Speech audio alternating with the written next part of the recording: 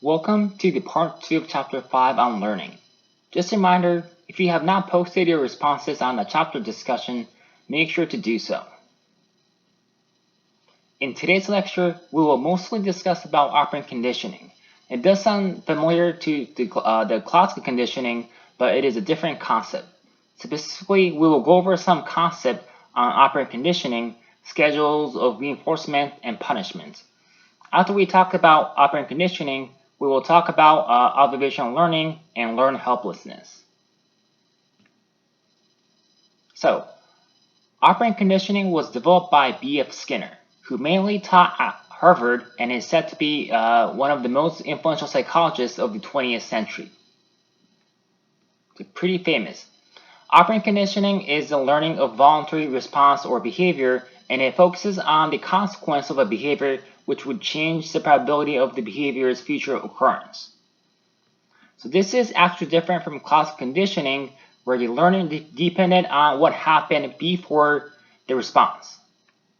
So here's the figure coming from the classical conditioning. So if you remember about the pairing, what happens before the unconditioned stimulus was critical. In this figure, presenting a sound of a metronome before presenting the food.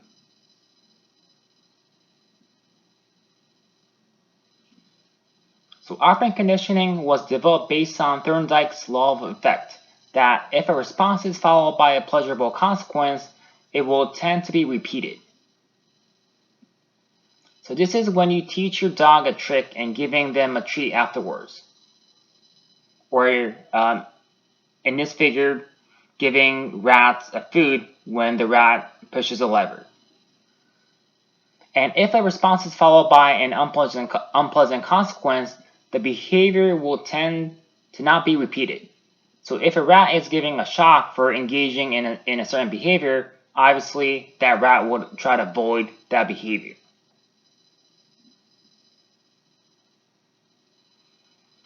So one of the important concepts of operant conditioning is reinforcement, which is a stimulus or an event that increases the probability the behavior will happen again in the future. So again, the probability of pushing a lever would increase if the food is provided afterwards. Or it can also be an individual taking pills to alleviate pain. As the pill will reduce the pain, that individual is more likely to take the pill when experiencing a pain in the future. But notice that although both of these two examples increase the probability of the future behavior, one was provided with positive stimulus, which was getting the food, whereas the other was removing the negative stimulus, which was the pain. So because there are two types of reinforcement, we have a name for each. So one is called positive reinforcement, which is when pleasurable stimulus is added following the response. This occurs, for example, when teaching your dog a trick and giving the dog a treat afterwards. Basically, you're adding a pleasurable stimulus, in this case a treat, following the target response, which is engaging in a trick.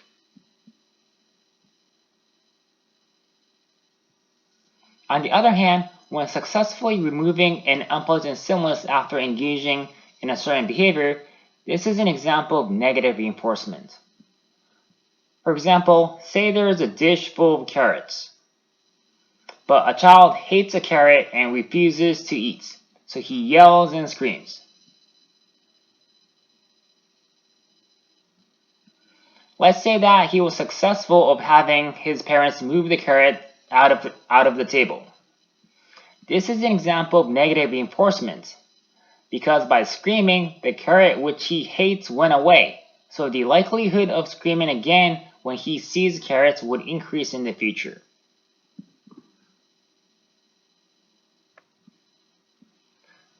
So as long as it is a reinforcement, the likelihood of the behavior occurring in the future would increase. But there is one more thing to think about. Does the rate of reinforcement matter? In other words, when an individual takes Tylenol to alleviate pain, it may alleviate the pain every single time, or it may only work once in a while. Same for a child screaming to get carrots off the table. When the parents are full of energy to fight back and keep insisting the child to eat the carrot, the child may not be successful every time he yells to get rid of the carrots. And yes, this is kind of my everyday life. But when a subject is successful every single time in gaining a pleasurable stimuli, such as food, or removing an unpleasant stimuli, such as pain, then that is called continuous reinforcement, which is basically a reinforcement of each and every correct response. So when a rat presses a lever, they get the food every single time. In this case, pressing a lever is the correct response. The rat will not get the food jumping up and down. But in the partial reinforcement, reinforcement occurs after some, but not all correct responses. A typical example of this is fishing. If you've gone to fishing, you probably did not catch a fish every single time you cast the rod, unless if you're really an expert. If not, this is an example of partial reinforcement. You are reinforced in this case, catch a fish after some, but not all correct responses or casting a rod.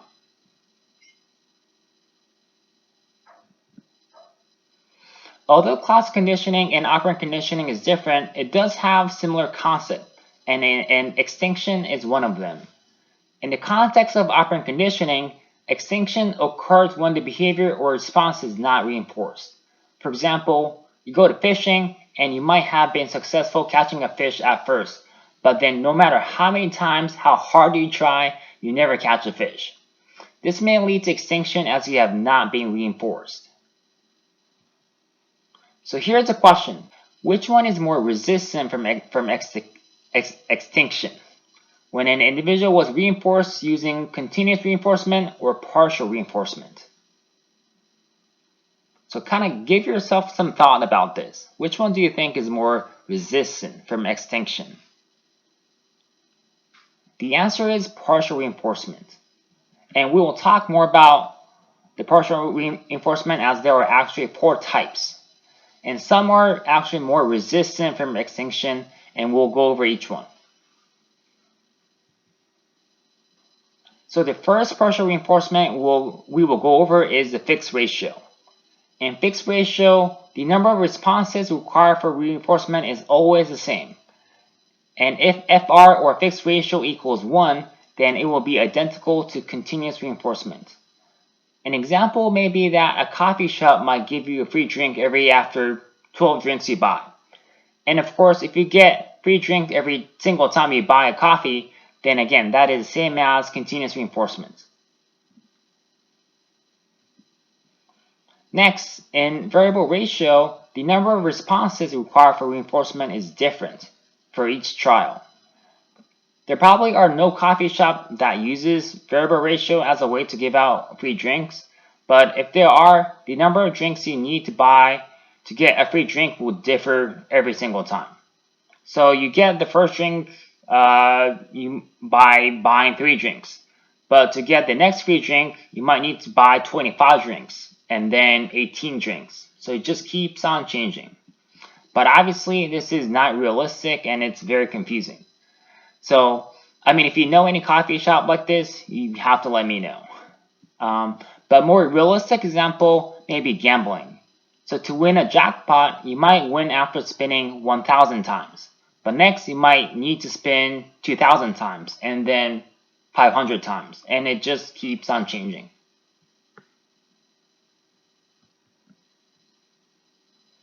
So the ratio was all about the number of responses. In the next 2 examples, it is about the amount of time. In a fixed interval, you will need to wait for a fixed amount of time before the reinforcement becomes possible. And that amount of time is always consistent and the same. An example of fixed interval is paycheck. So if you are working, then you might be paid every 2 weeks or every month. But that interval time is always the same. In variable interval, the interval time that must pass before reinforcement becomes possible is different for each trial. In other words, the amount of time you need to wait before the reinforcement changes, again, every time. So the example variable interval is a little bit difficult to come up with, but one example is fishing, but looking from a perspective of time. So once you cast a rod, you will need to wait until the fish bites on the bait. But how long you need to wait will differ every single time. So this could be seen as an example variable interval.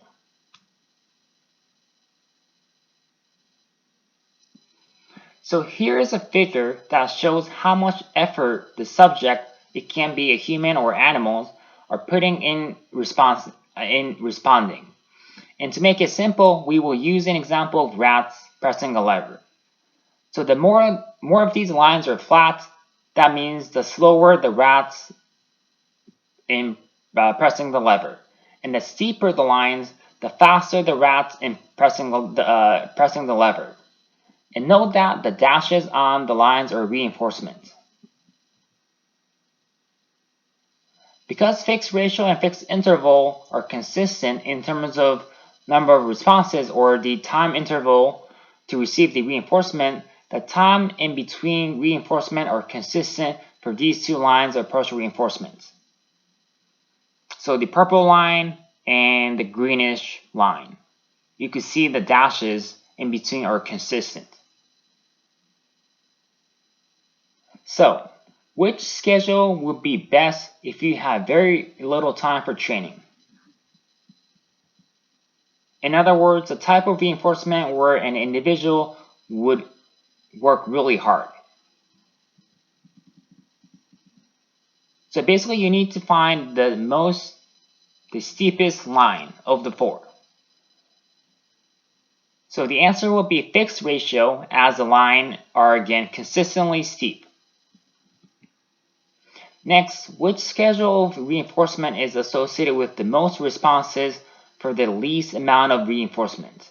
So this is kind of similar to the first question, where you will need to look for the steeper lines, but also with fewer reinforcement.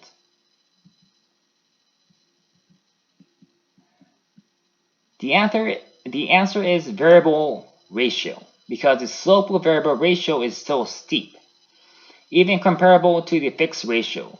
But if you look at the number of reinforcement, there are only 3 in this figure, whereas there are 6 in the fixed ratio.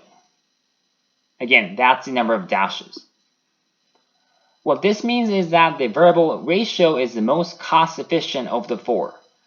And this makes total sense if you remember the common example of variable ratio. So we talked about gambling. Obviously, casinos do not want to pay out too much jackpots, so the variable ratio will be the way to go.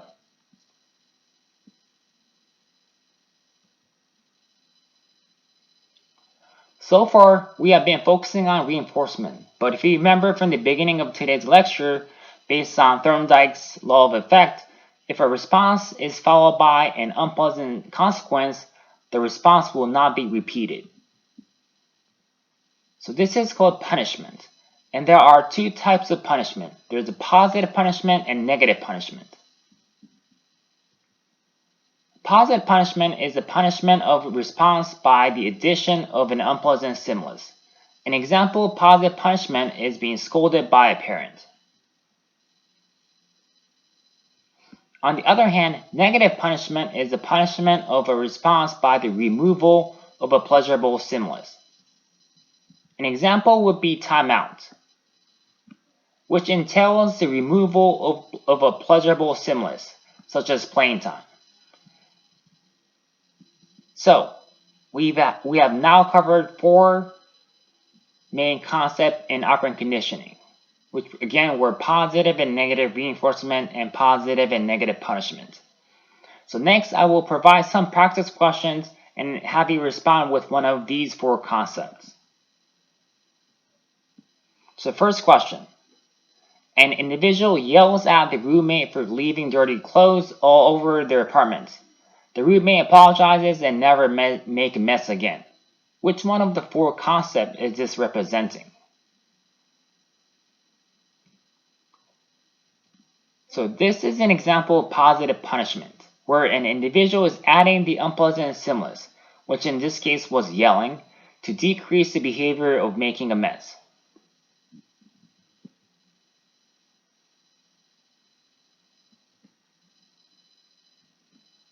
Next question.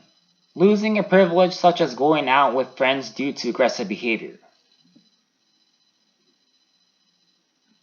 As an individual is losing a privilege, this individual will less likely to engage in an aggressive behavior. So this is an example of negative punishment. Getting a gold star for good behavior in school. Because a pleasurable stimulus is being added, and as a result, the individual will continue to engage in good behaviors. So this is an example of positive reinforcement. Avoiding a ticket by stopping at a red light. And focus on the likelihood of stopping at the red light here. So first, because the likelihood of stopping at the red light would increase as an individual is trying to avoid a ticket, this should be reinforcement. The next question we need to answer is it a positive or negative reinforcement? Because the individual is trying to avoid a negative stimulus, which is a ticket, this is an example of negative reinforcement. Alright, last question. Losing the privilege of driving because you got into too many accidents. And here, focus on the future accidents. So similar to the first question, an individual is losing a privilege. So this should be a punishment. So is it a positive or negative punishment? Because the likelihood of future accident will likely to decrease, this is an example of negative punishment.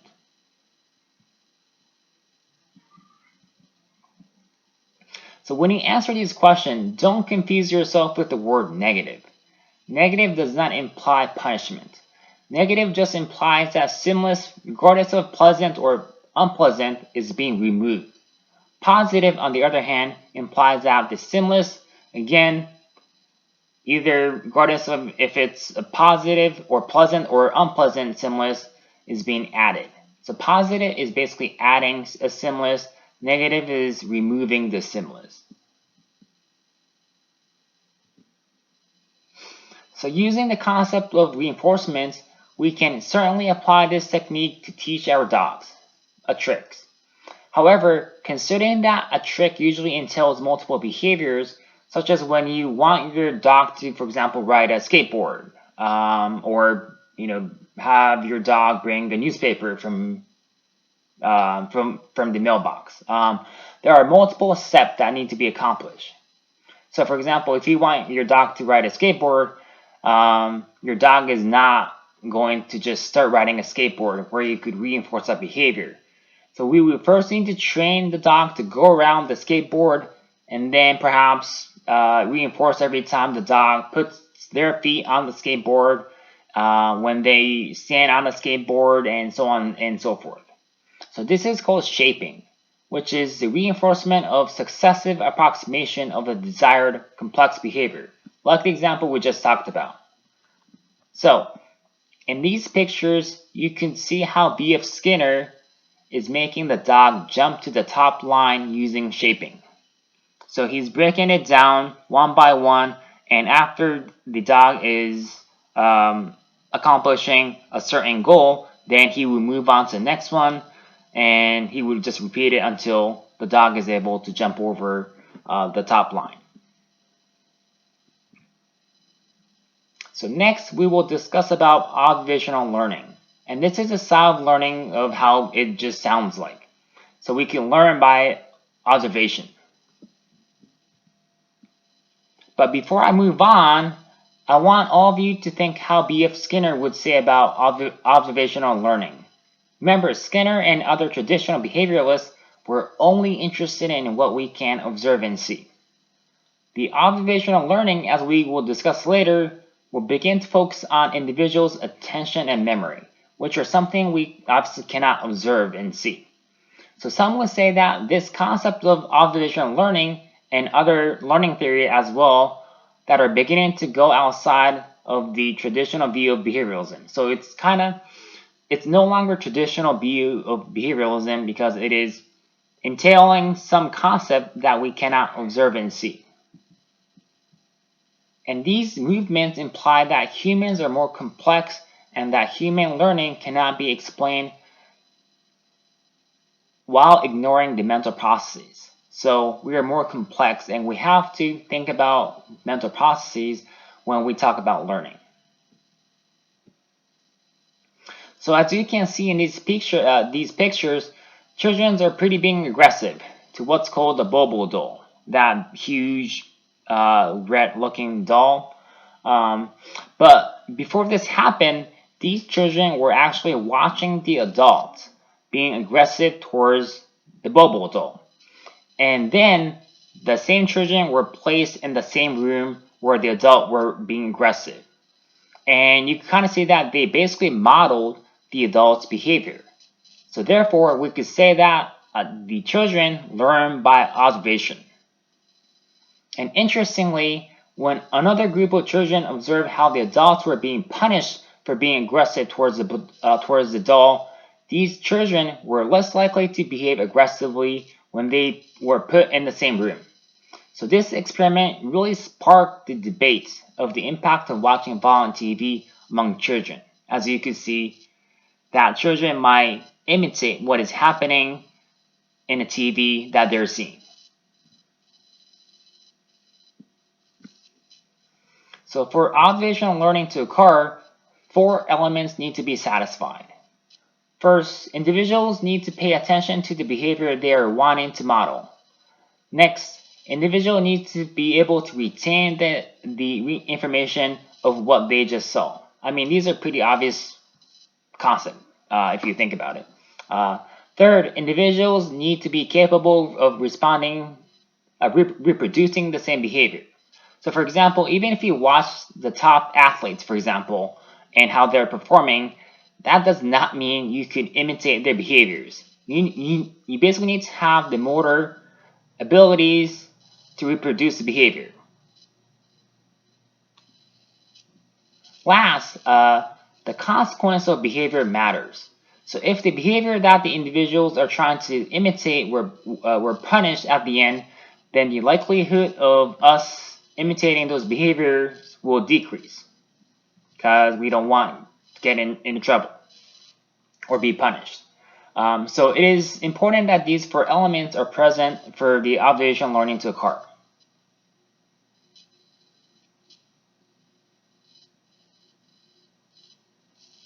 Alright. So the last concept we will discuss is the learned helplessness, which was developed by Martin Seligman. At first, you can kind of see that there's a dog in this box. But at first, the box that the dog was placed, the hurdle you could kind of see in the middle was closed.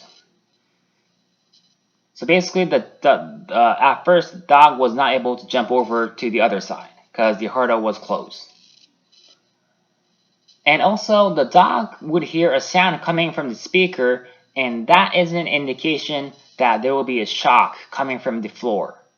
And obviously, again, the hurdle was closed, so there was no way for the dog to escape the shock. So they just sat there while the shock was occurring.